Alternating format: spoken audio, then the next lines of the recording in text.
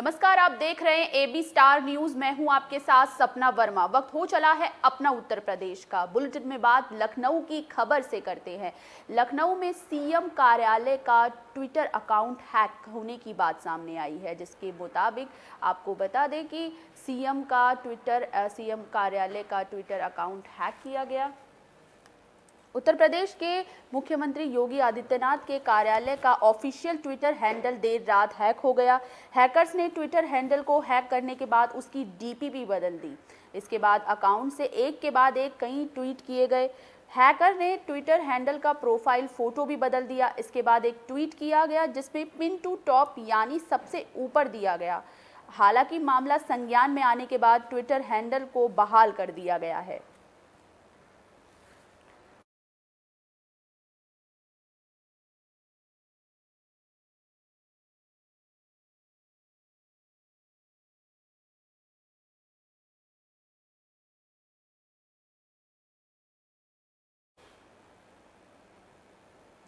मऊ में अधिवक्ता और फरियादी के बीच जमकर मारपीट का मामला सामने आया है। तहसीलदार कोर्ट में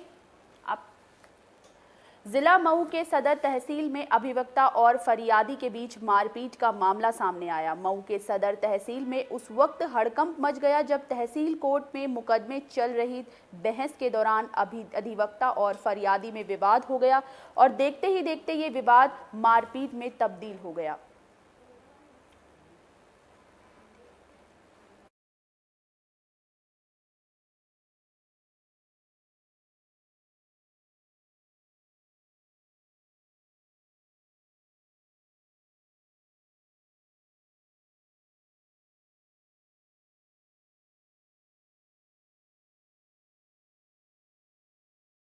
जीरा में आपस में विवाद हो गए अधिवक्ता और इनके जो क्लाइंट थे, तो उसी विवाद को लेके मारपीट हुई है।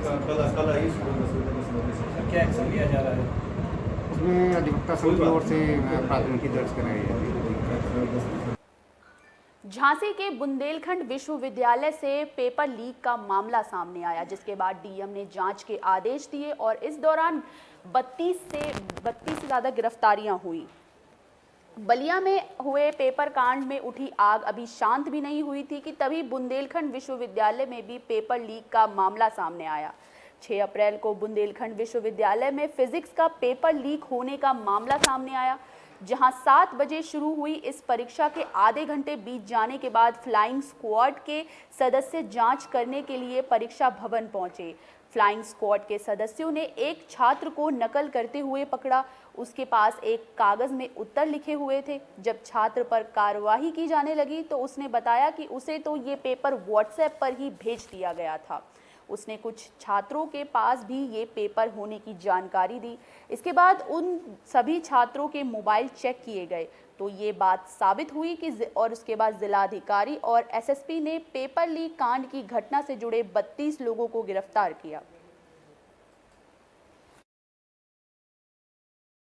ये जो नकल के मामले आए हैं वो बोर्ड एग्ज़ाम से कुछ लेना देना नहीं है। जब तक झांसी में बोर्ड एग्ज़ाम बिल्कुल ही शांतिपूर्ण और नकल विहीन चल रहा है। जो बुंदेलखंड यूनिवर्सिटी के इंटरनल एग्ज़ाम हैं, जिसके लिए यूनिवर्सिटी का मैनेजमेंट ओवरऑल देखती है और जिला प्रशासन उसमें सहायता मांगने पे पुलिस फोर्स या अन्य अधिकारी उपलब्ध। मैनेजमेंट के द्वारा एफआईआर दर्ज करवाई गई। एफआईआर के बाद में पुलिस प्रशासन एक्टिव हुआ और विद इन 48 आवर्स में हमने जितने भी इसमें अभियुक्त थे उनको गिरफ्तार कर लिया है। साथ ही साथ इसमें जिन लोगों की संलिप्तता थी, जो मुख्य अभियुक्त था जिसने फोटो खींच के ये वायरल किया था, उसको पकड़ लिया है।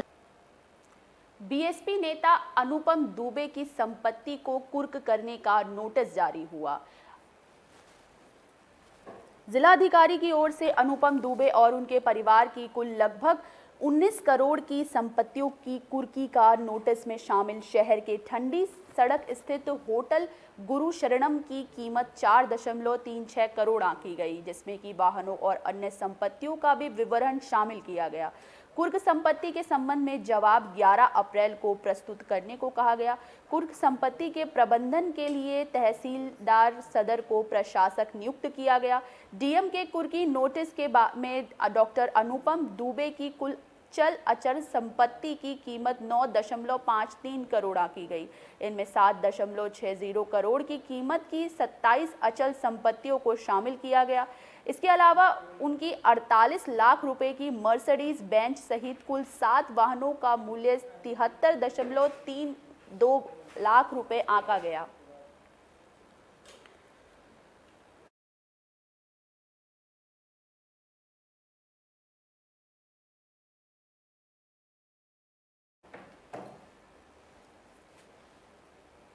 फिरोजाबाद में भूमाफियाओं पर पुलिस की बड़ी कार्रवाई देखने को मिली। सरकारी जमीन पर अवैध कब्जा कर बनाए गए पक्के निर्माणों पर सरकारी बुलडोजर का कहर बनकर टूट पड़ा। जिला फिरोजाबाद में भी इसका असर देखने को मिला। प्रशासन की ओर से बड़ी कार्रवाई की खबर सामने आई। पुलिस ने दबंग के कब्जे वाली सरकारी जमीन पर बाबा का बुलडोजर चलाकर जमीन को कब्जे में ले लिया, जिस जमीन की कीमत लगभग 2 करोड़ आंकी जा रही है।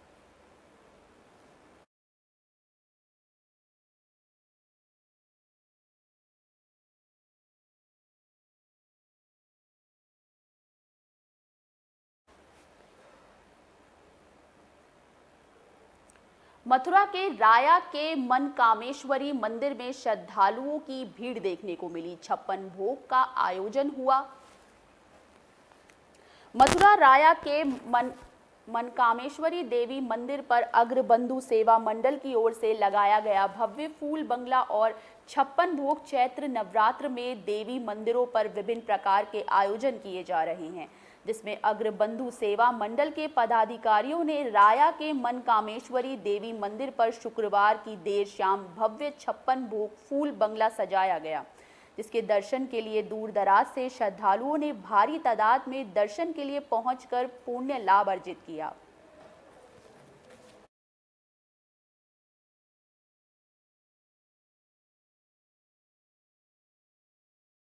नववर्ष के शुभ अवसर पर श्री अग्रबंधु सेवा मंडल के तत्वाधान में राया में यहाँ मनकामेश्वरी देवी के मंदिर पर भव्य आरती फूल बंगला एवं 56 भोग का आयोजन किया गया, जिसमें राया की सभी भक्तगणों ने विशेषकर सबने बढ़ चढ़कर भाग लिया और माता का आशीर्वाद प्राप्त। झांसी में नदी में नहाने गए 3 बच्चों में से 2 बच्चों की डूबकर मौत होने की बात सामने आई। झांसी के मऊ रानीपुर कोतवाली क्षेत्र से धसान नदी पर बने देवरी बांध डैम में नहाने गए 3 छोटे छोटे बच्चों में से 2 बच्चे गहरे पानी में डूब गए, जिसके बाद दोनों बच्चों को डूबते देखकर तीसरे साथी ने घर पर इसकी सूचना दी। सूचना मिलने पर पुलिस प्रशासन ने मौके पर पहुंचकर स्थानीय लोगों और स्थानीय गोताखोरों की मदद से डूबे हुए बच्चों की तलाश शुरू कर दी। पानी गहरा होने के कारण बांध से पानी निकालने और शवों को ढूंढने की कवायद जारी रही। डूबने वाले बच्चे में एक बच्चे का नाम शिवम और दूसरे का नाम ऋतिक है। दोनों बच्चों की उम्र लगभग 10 साल बताई जा रही है। वहीं बच्चों की डैम में डूबने की जानकारी के बाद परिजनों में कोहराम मचा है।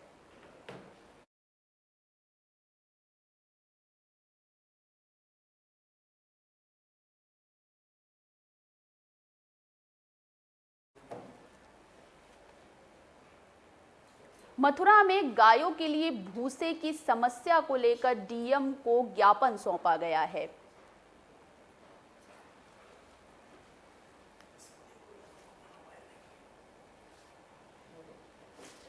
मथुरा विश्व परिषद संघ के तत्वाधान चतुर्थ संप्रदाय महंत मोहिनी बिहारी शरण की अध्यक्षता में गौग्रास भूसा अभाव की समस्या को लेकर जिलाधिकारी को ज्ञापन सौंपा गया। आचार्य बद्रीश जी महाराज ने कहा कि चैत्र मास में फसल के टाइम पर 400-500 रुपए भूसा बिक रहा है।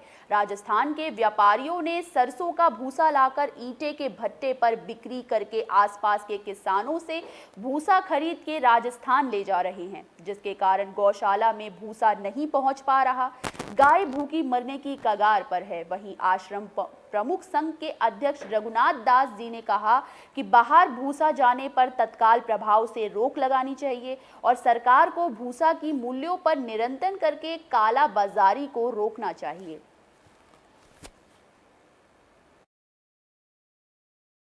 भूसे की कमी का मूल कारण ये है कि लोभ लालच में एक तो किसान वैसे ही गेहूं कम बो रहा है और लाया ज़्यादा बो रहा है।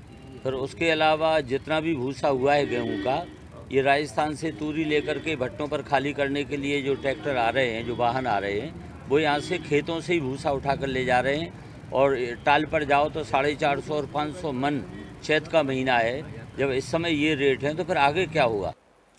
कन्नौज में किसानों की फसलों में अचानक आग लगने की बात सामने आई, जिसके बाद 2 बीघा जमीन किसान, आपको बता दें कि हसरेरन क्षेत्र के खिसौरनापुर गांव में अज्ञात कारणों से खेतों में आग लग गई। सूचना मिलते ही गांव में हड़कंप मच गया, गांव के लोगों का तांता लग गया। ग्रामीणों ने इसकी सूचना क्षेत्रीय पुलिस, लेखपाल सहित कई लोगों को दी। ग्रामीणों ने एक साथ मिलकर समरीवल हैंडपंप चलाकर कड़ी मशक्कत के बाद किसी तरह आग पर काबू पाया, लेकिन तब तक 2 किसानों की 6 बीघा खेत में खड़ी गेहूं की फसल जलकर राख हो गई।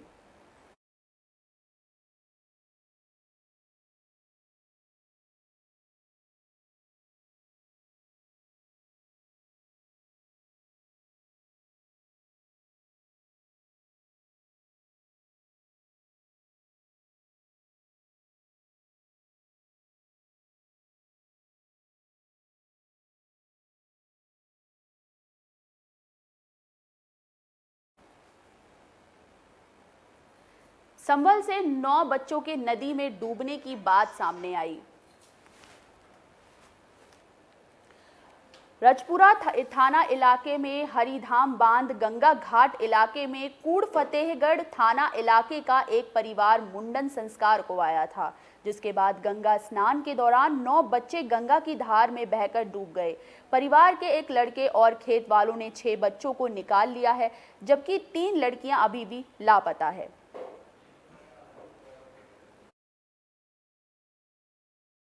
सर, मुंडन संस्कार में शामिल होने आए कुछ लोग गंगा में डूबे हैं। सर, कितने लोग गंगा में डूबे हैं? यहाँ नहाते हुए जो है 9 बच्चे गंगा में बह गए थे, जिनमें से 6 को निकाल लिया गया। 3 लापता हो गए। 3 लड़कियां हैं, जिनमें एक की उम्र 16 साल, एक 14 और एक 13 साल की बच्ची है, जिनकी तलाश लगातार की जा रही है। पीएससी की और एसडीआरएफ की टीमें लगी हुई हैं। अब लगातार जारी है तलाश, देखो। लखीमपुर खीरी से पुलिस और क्राइम ब्रांच की टीम को बड़ी सफलता हाथ लगी है। सुपारी किलर को क्राइम ब्रांच की टीम ने घायल कर दिया है। मुठभेड़ के दौरान लखीमपुर खीरी के ढौरहरा कोतवाली इलाके में पुलिस और क्राइम ब्रांच की टीम को बड़ी सफलता हाथ लगी। दरअसल पुलिस और क्राइम ब्रांच की टीम से सुपारी किलर की मुठभेड़ हो गई, जिसके बाद सुपारी किलर को पुलिस की गोली लगी। वहीं गिरफ्तार सुपारी किलर के अन्य 4 सदस्य फरार हैं, तो वहीं घायल सुपारी किलर को इलाज के लिए जिला अस्पताल भर्ती कराया गया। थाना धौरारा क्षेत्र में 2 दिन पूर्व एक युवक की हत्या की गई थी, जिसमें स्थानीय पुलिस एवं क्राइम ब्रांच की टीम का अनावरण के लिए प्रयास किया जा रहा था।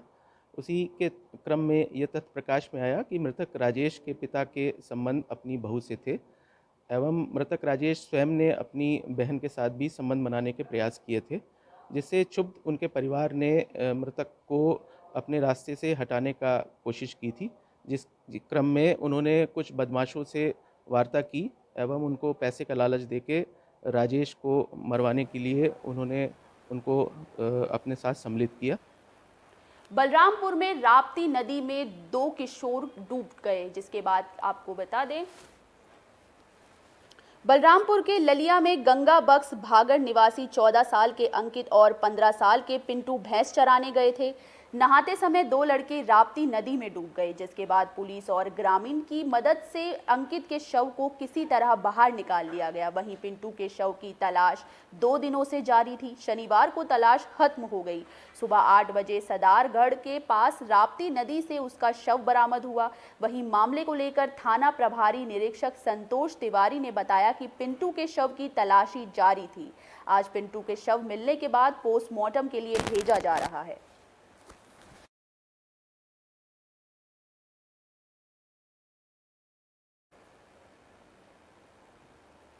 अपना उत्तर प्रदेश में आज के लिए बस इतना ही। मुझे दीजिए इजाजत। देश और दुनिया से जुड़ी तमाम खबरों के लिए देखते रहिए AB स्टार न्यूज़। नमस्कार।